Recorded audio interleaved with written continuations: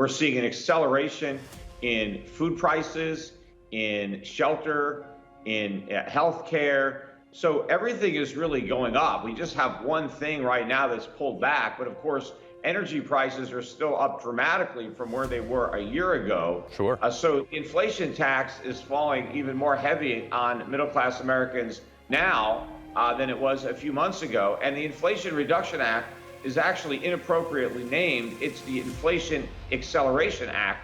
And that is going to have consequences next year in helping to push that inflation rate even higher than the inflation from 2022. But I don't even think they're going to buy it at 80 because I think if they tried to buy it, the price wouldn't be at 80 for long. It would shoot right back up above 100. Yeah. I think more likely they're going to deplete the reserve until it's empty. And then what are we going to do? Then we'll have no oil to sell. And what if we have an actual emergency and we have shortages? We won't have any strategic reserve to fall back on. Yeah, heaven forbid we actually have to drill ourselves here. But let's talk about the consumer price index, because sure, it is the obviously inflation rose by less last month. However, CPI, consumer price index, is across the grid. Bread is more. Most food actually is more. Milk, eggs, the day-to-day stuff. Obviously, fuel coming down, that's the one driver on this thing. But in November, do you think there's going to be some sort of November surprise that Joe Biden at the last minute is going to be able to take prices back down long enough for people to forget for the midterms? No, I don't think that's going to happen. And you also have to remember that the CPI index itself is basically rigged. You really have to double the CPI to get the actual increase in prices that Americans are experiencing. I mean, if you just take one example, which is shelter, which I think rose about 6.1%, which really was the highest, I think, since at some point in the 1980s. Mm-hmm. But if you look at the real cost of housing, I just did these calculations because over the last 2 years, median home prices are up 30%, and mortgage rates have gone from 3.1 to 6.1. So the cost of buying a home and paying a mortgage in the last 2 years is up by 84%. And so 42% just in the last year.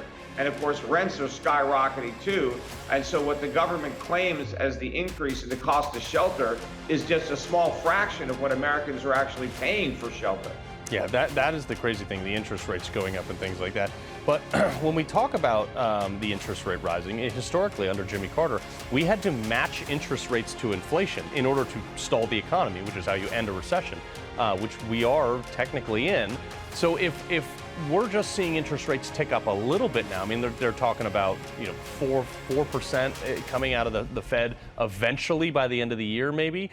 If inflation is still up at 8.3%, are we going to see them trickle up that high?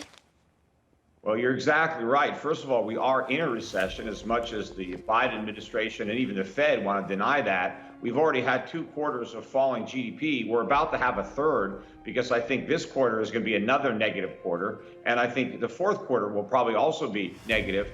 But you're right on inflation. In order to fight inflation with higher rates, the rate has to be higher than the inflation rate, interest rates. So you have to have positive real interest rates. So you encourage people to save, which means more capital investment and more supply. And you've got to discourage people from borrowing, so you have less demand. But we still have negative real interest rates, even if the Fed were to raise rates by 100 basis points next week, and they probably won't go by that much. But even if they did, we would still have 5% negative real interest rates. That is fueling an inflation fire. And of course, the only way to really fight inflation would be a combination of tight money and contractionary fiscal policy.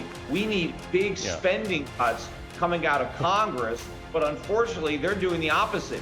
They're stimulating consumption with more deficit spending. The last 3 congressional actions, the Inflation Reduction Act, the CHIPS Act, and now the executive order to forgive student loans, all of this is adding demand into the economy, so it's acting at cross purposes with inflation. Noble concept. Worse, not better. Yeah, noble concept. Stop spending money we don't have. Peter Schiff.